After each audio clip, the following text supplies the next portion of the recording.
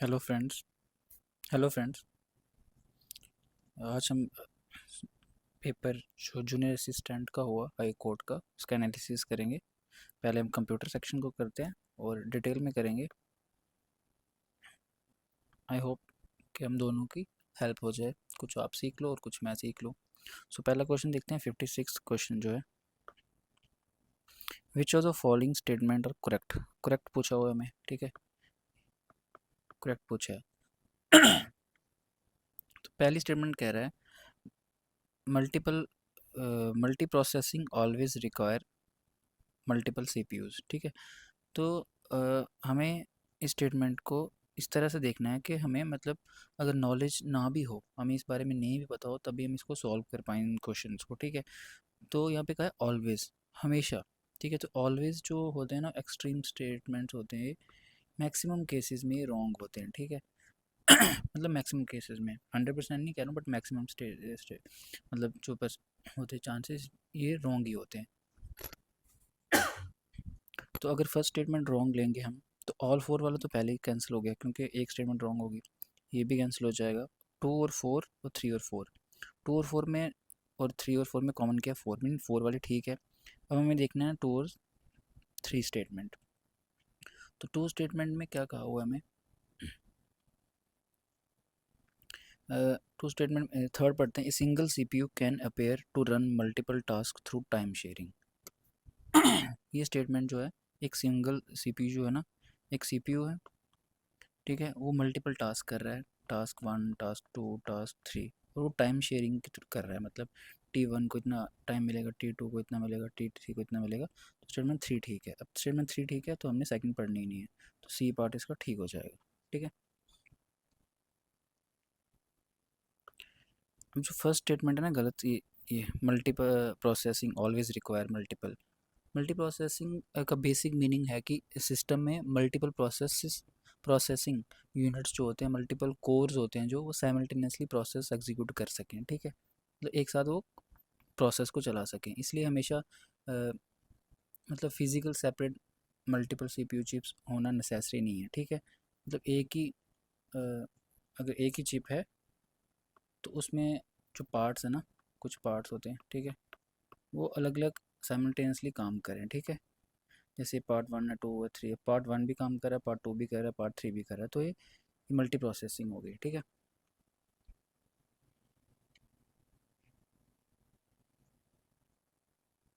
Next question पे चलते हैं, 57 वाले में।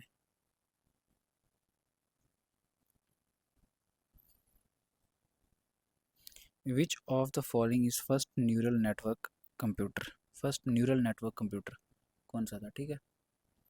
तो ये पूछा हुआ है, तो इसका राइट आंसर जो है स्नार्क है, ठीक है। तो स्नार्क की फुल फॉर्म भी देख लेते हैं जब तक किसी नेक्स्ट एग्जाम में आ जाए। वो है, एक सेकंड में थोड़ा पेन को,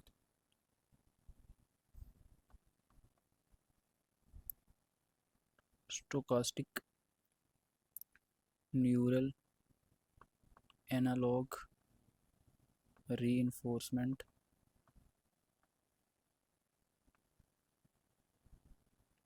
and C for calculator,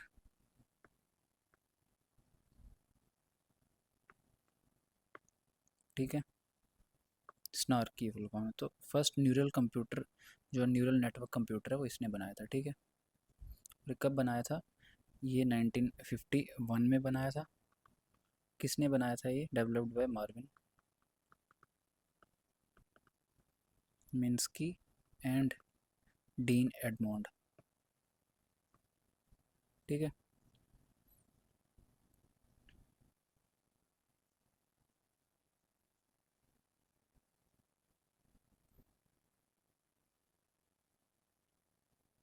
question number third में आते हैं, 58 वाला। ये फैक्चुअल क्वेश्चन था 57 वाला, इसमें ज़्यादा नहीं आप पढ़ सकते। तो स्नार्क इसका आंसर था, ठीक है।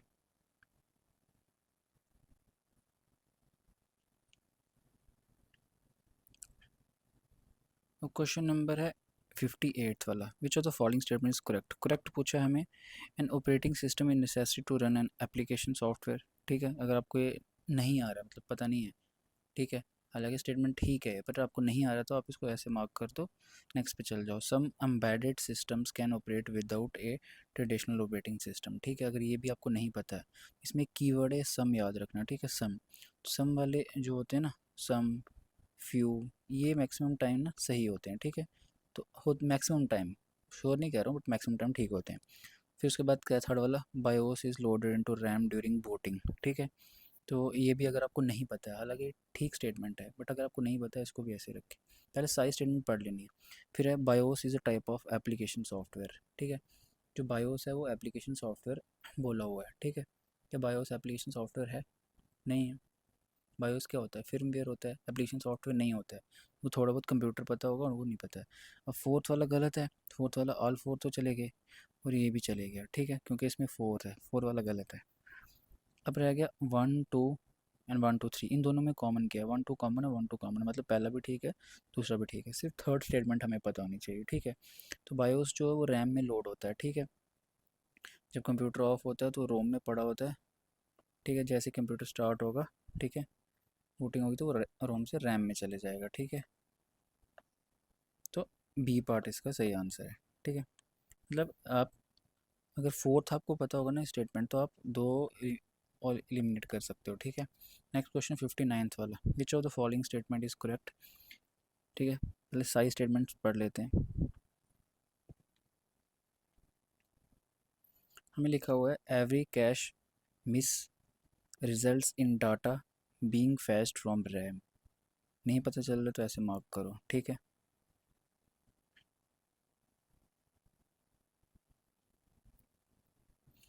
अब इसमें कीवर्ड था एवरी।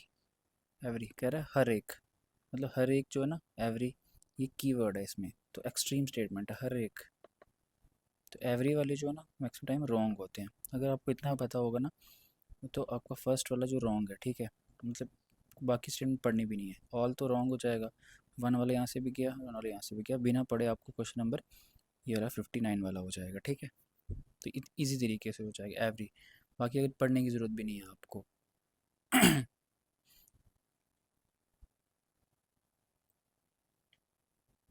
बाकी but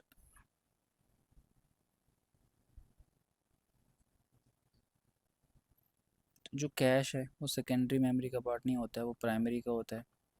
cash memory use to reduce CPU waiting time.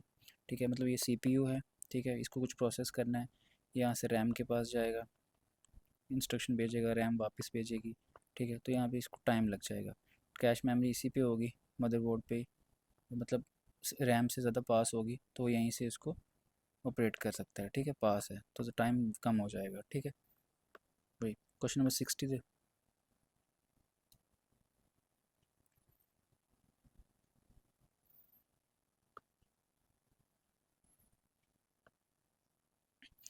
एक computer can process data and produce information.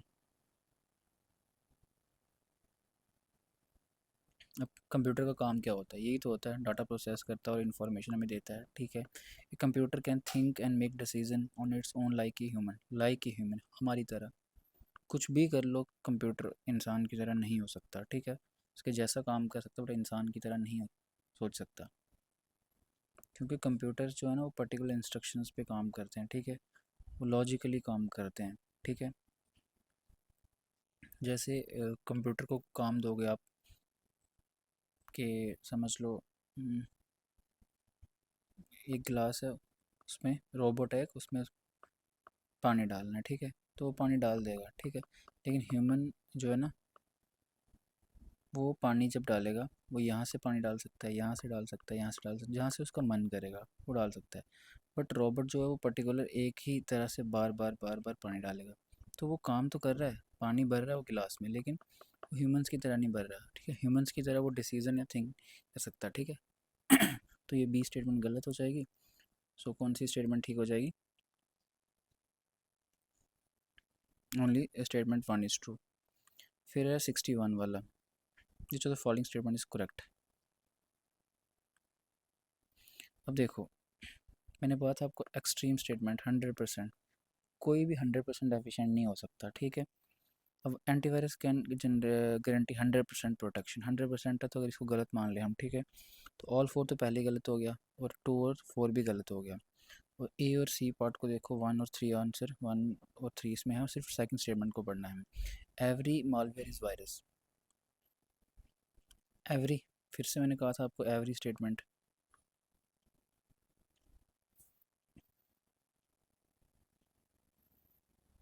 तो सेकंड स्टेटमेंट जो है वो क्या है, ऑल, मतलब जैसे हमें पता है ना कि ऑल जो मालवेयर्स होते हैं, मतलब जो वायरस होता है ना वो मालवेयर का सिर्फ एक टाइप है, ठीक है। मतलब वायरस जो है वो मालवेयर का टाइप है, जैसे रैमसन जो होता है मालवेयर है, स्पाईवेयर है वो भी मालवेयर है, ट्रोजन ये भी मालवेयर है, ठीक है। तो मतलब जो उल्टा है ना, वायरस, ऑल वायरस जो है ना वो मालवेयर हो सकते हैं, लेकिन ऑल मालवेयर वायरस ये नहीं हो सकते, ठीक है। तो सेकंड स्टेटमेंट जो है वो रॉन्ग है, सेकंड भी रॉन्ग है और फोर्थ भी रॉन्ग है, तो आंसर कौन सा हो गया?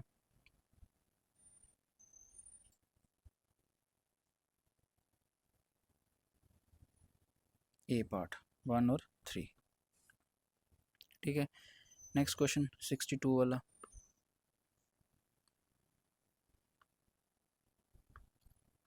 विच of the following statement is correct, correct पूछा हुआ है।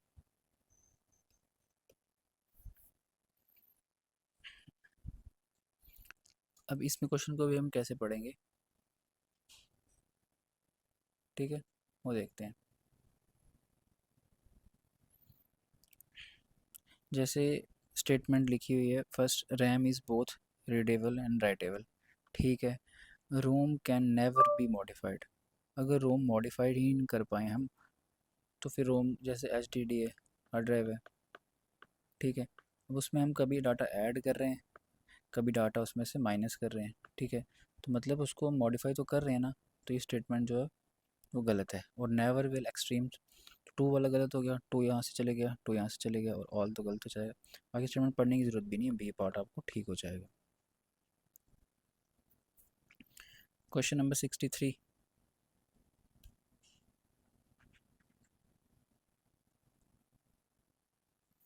Which of the following is correct, correct पूछा हुआ है। अब कह रहा है फर्स्ट स्टेटमेंट है, a file extension determines the actual content of a file.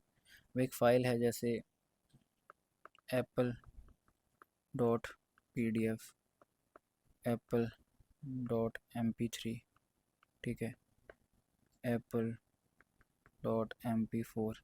अब आप इस फाइल का रीनेम करके इसको, ये तीनों एक्सटेंशन रख सकते हो आप, ठीक है, इनकी पी डी एफ भी रख सकते हो, एम पी थ्री रख रहे हो और एम पी फोर भी रख रहे हो, ठीक है।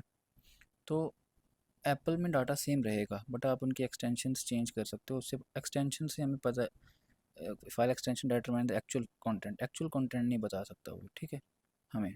तो फर्स्ट स्टेटमेंट गलत हो गई, ये भी गलत हो गया, ये भी गलत हो गया, और ऑल फोर भी गलत हो गया, बाकी वाला पढ़ने की ज़रूरत भी नहीं है आपको। स्टिल पढ़ लेते हैं, two files with different extension में आइडेंटिकल डाटा, जैसे इसमें पीडीएफ है, इसमें एमपी3 है, फाइल सेम है, बस हमने रीनेम करके पीडीएफ को डॉट एमपी3 लिख दिया है। तो इस पीडीएफ से जब हम इसको ओपन करेंगे एडोब रीडर में खुलेगा, एमपी3 है म्यूज़िक प्लेयर में खुलेगा, बस इससे यही फ़ायदा होगा सिर्फ, ठीक है। फिर changing A file extension does not necessarily change it's, वही मैंने आपको बताया, नाम चेंज करोगे आप, डॉट के बाद वाला जो लिखा होगा ना, जैसे जेपीजी होता है dot, dot PDF text dot text होगा, तो इनको चेंज करने से ज़रूरी नहीं कि फ़ाइल का कंटेंट भी चेंज हो जाए, ठीक है। तो फर्स्ट स्टेटमेंट से ही हमें पूरा क्वेश्चन सॉल्व हो गया, ठीक है। नेक्स्ट क्वेश्चन 64 वाला,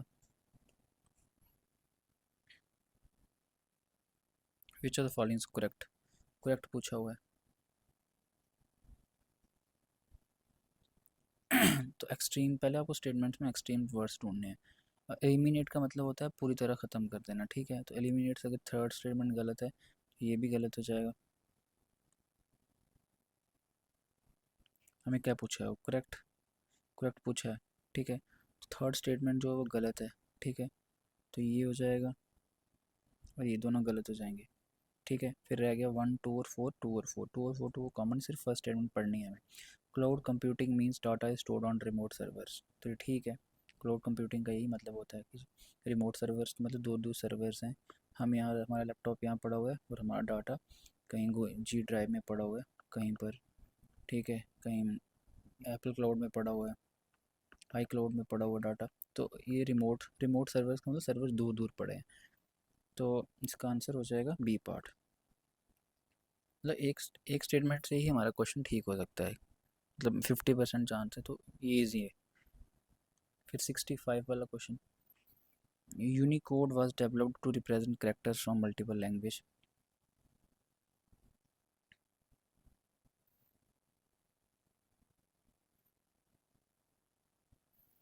अब इसमें मैंने आपको कहा था एक्सट्रीम वर्ड ढूंढो, ठीक है। एक्सट्रीम वर्ड यहाँ लिखा हुआ है, एक्सट्रीम वर्ड्स हर्ड में एवरी यूनिकोड, हर यूनिकोड करेक्टर जो होता है उसने एग्जैक्टली 16 बिट लिया होता है। एक्सट्रीम स्टेटमेंट है सिर्फ ये, तो थर्ड वाला गलत हो जाएगा।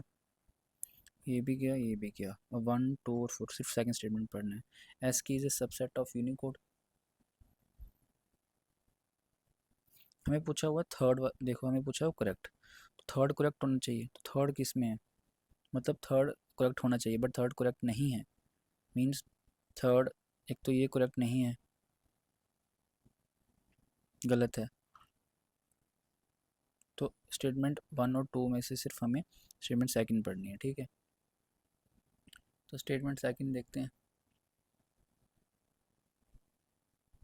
जो एस की है, एस की फुल फॉर्म क्या होती है, एक प्रीवियस ईयर पेपर्स में भी आई हुई है, that is American standard code for information interchange, ठीक है, ये होती है एस की फुल फॉर्म। तो ये सबसेट स्टैंडर्ड एस की में 128 करेक्टर्स मतलब करेक्टर्स होते हैं 128, स्टैंडर्ड जो एस की है उसमें 128 करेक्टर्स होते हैं, ठीक है। और ये एक सबसेट है यूनिकोड का, ठीक है। तो ये ठीक स्टेटमेंट है, तो बी पार्ट इसका राइट आंसर है, ठीक है।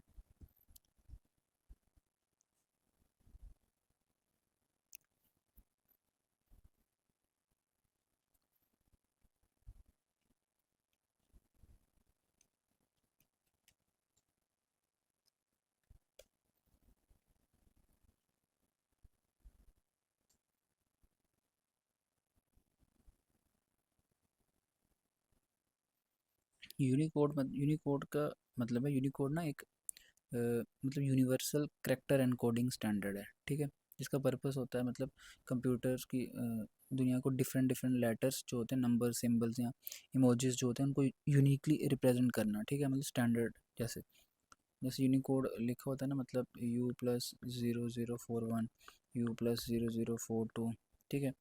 तो ए, जैसे हम ए को लिखते हैं ऐसे यूनिकोड लैंग्वेज में, बी को ऐसे लिखते हैं, फिर सी को लिखेंगे U+0043, तो ऐसे ये यूनिकोड एक रिप्रेजेंट करने का तरीका, ठीक है।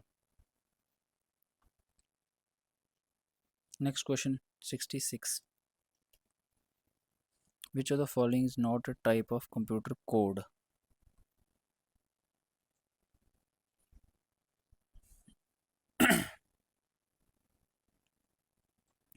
देखो एस की जो है वो कोड है अमेरिकन स्टैंडर्ड कोड, ठीक है, ये कोड है। फिर उसके बाद BCD जो है बाइनरी कोडेड डेसिमल, ये भी कोड है, ठीक है। और फिर उसके बाद EBCDIC, ये भी एक कोड है, इसमें इसको कहते हैं extended binary coded decimal interchange code, ठीक है। जो एडिक है ना, ये स्टैंडर्ड कोड नहीं है एडिक, तो ये वाला इसका आंसर है, ठीक है।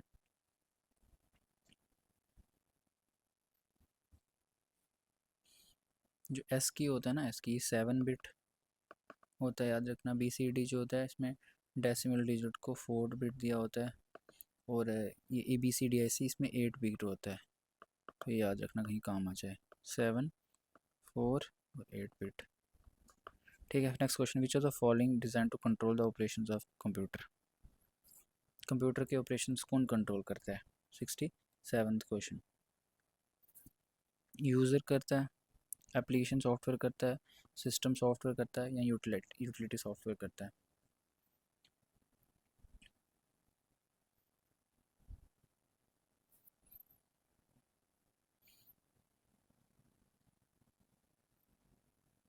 तो कंप्यूटर के जो ऑपरेशन है वो सिस्टम सॉफ्टवेयर कंट्रोल करते हैं, ठीक है। कंप्यूटर को कंट्रोल या मैनेज सिस्टम सॉफ्टवेयर करते हैं। और सिस्टम सॉफ्टवेयर का मतलब मेन एग्जांपल जैसे ऑपरेटिंग सिस्टम ना, वो हो गया, ठीक है। कुछ स्पेसिफिक अगर यूज़र का काम हो, कुछ जैसे पीडीएफ पढ़ना है, तो वो एप्लीकेशन सॉफ्टवेयर करते हैं, ठीक है। तो 67 का सी पार्ट राइट आंसर है। नेक्स्ट क्वेश्चन देखते हैं।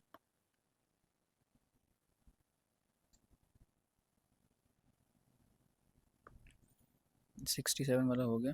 68 वाला, which of the following service allow user to log in to another computer somewhere on the internet? Email, Usenet, Telnet, FTP. कौन सा होगा इनसे? तो इसका होगा टेलनेट, ठीक है। टेलनेट नेट की टेलनेट की चीज़ याद रखना। टेलनेट में ना जो होता है ना टीसीपी पोर्ट होता है वो 23 होता है, ये याद रखना, कहीं किसी पेपर में आ सकता है, ठीक है।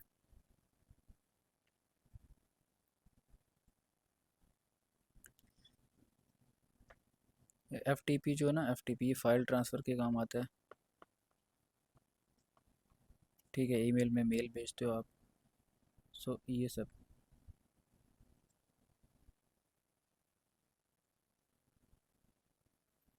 Then question number 69, keyboard is input device, MS Word is a hardware. तो ये गलत है, तो पहली स्टेटमेंट हो जाएगी। Which of the following language does the computer understanding? Computer कौन सी लैंग्वेज में काम करता है? ओनली है ना, ओनली है, तो बाइनरी लैंग्वेज में कंप्यूटर सिर्फ बाइनरी लैंग्वेज को समझता है, ठीक है। ज़ीरो और वन वाली लैंग्वेज इसमें बात करता है, ठीक है। Zero means no current, one mean current, तो सी पार्ट इसका राइट आंसर है, ठीक है। तो ये थे क्वेश्चंस जो कंप्यूटर रिलेटेड थे। तो थैंक यू।